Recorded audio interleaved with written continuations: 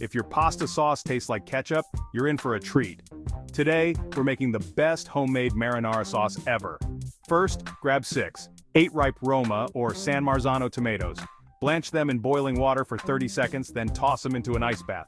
Watch those skins slip right off.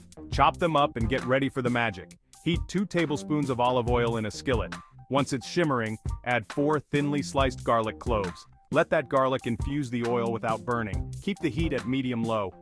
Now toss in those chopped tomatoes. Hear that sizzle? That's flavor in the making. Stir and let it simmer for 10-15 minutes until it's thick and rich.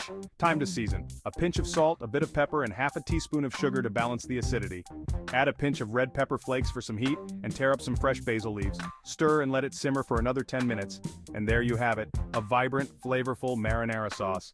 Pair it with freshly cooked pasta and you're set. Thanks for joining me today. Remember, the best dishes are made with love and care. See you next time.